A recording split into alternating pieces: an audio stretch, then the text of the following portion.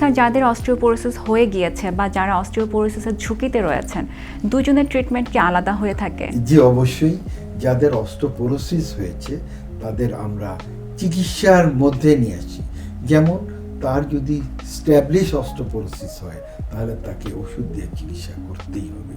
এবং স্ট্যাবলিশ অস্টিওপোরোসিসের ভাগে চিকিৎসা, একটি হচ্ছে মুখের ট্যাবলেট দিয়ে আর একটু হচ্ছে ইনজেকশন দিয়ে। তো মুখের ট্যাবলেট দিয়ে সাধারণত আমরা বিসফসফোনেট ব্যবহার করি।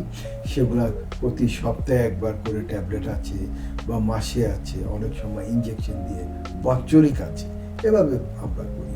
এবং অনেক সময় এই অস্টিওপোরোসিসটা রিভার্স করে, অর্থাৎ আরেকটু স্বাভাবিকের দিকে নিয়ে যায়।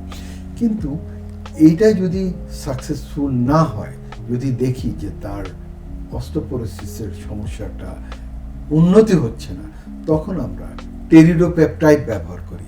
অর্থাৎ চামড়ার নিচে এক ধরনের ইনজেকশন আছে যেটাকে বলে টেরিডোপেপটাইড, যাকে বলে লো প্যারাথরমোন অ্যানালগ বা প্যারাথাইরয়েড হরমোনের অ্যানালগ দিয়ে আমরা এটা চিকিৎসা করি। আপনারা হয়তো জানেন যে প্যারাথরমোন শরীরের হাড়কে ক্ষয় করে, কিন্তু এই প্যারাথরমোনটা অ্যানালগ যেটা, এটা চামড়ার নিচে দিয়ে তার অস্টিওপোরোসিস বা স্ট্যাবলিশ অস্টিওপোরোসিসের চিকিৎসাটা আমরা করে থাকি এবং তার যে হাড় ভঙ্গুর হয়ে যাওয়ার কথা সেটাকে রিভার্স করে দেয়।